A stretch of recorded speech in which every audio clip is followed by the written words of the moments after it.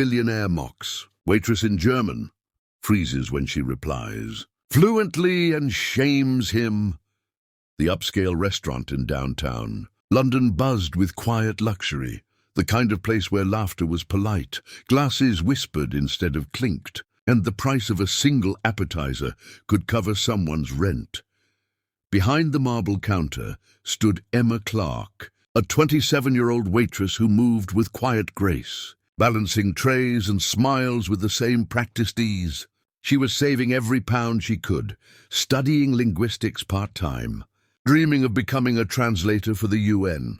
Tonight, she was assigned to Table 9, a corner table reserved for a man known by every staff member, Victor Reinhardt, a German billionaire investor whose arrogance could fill the room faster than his expensive cologne. When Emma approached, notepad in hand, Victor barely glanced up from his phone.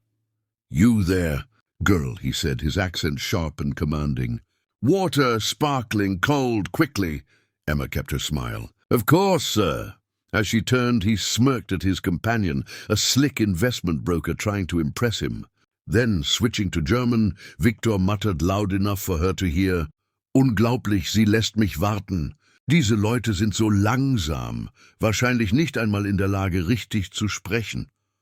"Unbelievable, she makes me wait. These people are so slow, probably can't even speak properly." The broker laughed awkwardly. "You're terrible, Victor." Victor grinned, pleased with himself. But when Emma returned, she set down the glass of water with calm precision and looked him straight in the eye.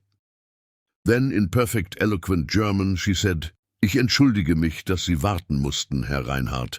Manche von uns müssen in 2 Schichten arbeiten, um ihre Träume zu verwirklichen. Es scheint, Sie haben vergessen, wie das ist. I apologize for keeping you waiting, Mr. Reinhardt. Some of us have to work 2 shifts to chase our dreams." "Seems you've forgotten what that's like." The laughter at the table died instantly. Victor blinked, caught completely off guard. "You speak German?" he stammered. Emma smiled faintly. "Among other languages. I'm studying linguistics, and working here helps pay for it." For the first time that evening, Victor's expression softened. The arrogance drained away, replaced by something far more human, guilt. He fumbled with his napkin. I didn't mean..." Emma nodded. "It's fine, sir. But maybe next time, kindness would serve you better than mockery." She walked away, leaving him in silence. Later that night, as Emma was counting tips, the restaurant manager approached her. "Table 9 left this for you," he said, handing her an envelope. Inside was a check for $25,000 and a handwritten note. "For your studies. You reminded me tonight what real intelligence looks like.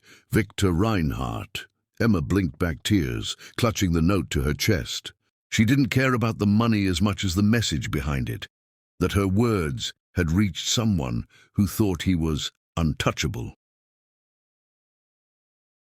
Months later, she received her acceptance letter from the UN language program in Geneva.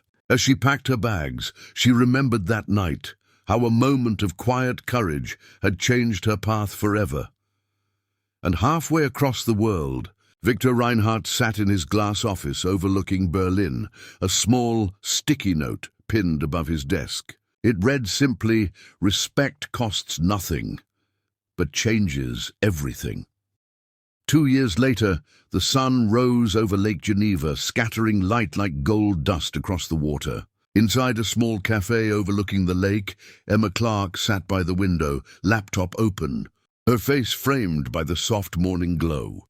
She was no longer a waitress. Now, she was Emma Clark, UN language liaison, fluent in 6 languages, translating peace talks between nations that once refused to share a table, but she hadn't forgotten where it all began. Every time she saw a waiter struggle to keep up with a demanding table, she smiled and always tipped generously, because she remembered what it felt like to serve and be dismissed. That afternoon, as Emma prepared her notes for a diplomatic summit, she received an email marked "Urgent Private Meeting Request." The sender's name froze her for a second. Victor Reinhardt. Curious and cautious, She opened it. "Dear Miss Clark, I don't expect you to remember me, but I've never forgotten you. I'm attending the Global Ethics Forum in Geneva this week and would be honored if you'd meet me for coffee. Victor Reinhardt." Emma sat back, surprised, and for a moment the memory of that arrogant man flickered in her mind. But curiosity won over hesitation. She agreed.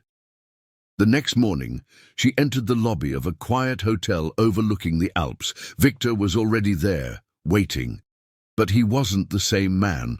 The tailored arrogance was gone, replaced by humility in his posture, warmth in his eyes. He stood as she approached. "Miss Clark," he said softly. "Or should I say, Madam Translator?"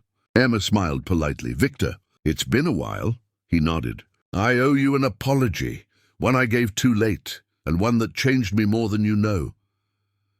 He reached into his briefcase and pulled out a small folder. Inside were papers, the charter of a foundation. "After that night," he continued, "I couldn't stop thinking about what you said. I built an initiative to fund education for service workers, scholarships for anyone working toward a better future." Emma flipped through the papers, eyes widening as she read the title, "The Clark Reinhardt Foundation for Language and Opportunity." She looked up, stunned. "You named it after me?" Victor smiled faintly. "You were the lesson. The reminder that wealth means nothing if it forgets its humanity." For a long moment silence hung between them, not awkward, but full. Then Emma extended her hand. "Then let's make it count." They shook hands, a billionaire and a former waitress, now partners in something far greater than either could have imagined. Months later, the first scholarship recipient, a young waiter from Nairobi named Daniel, received his acceptance letter to Oxford. The cycle of change had begun.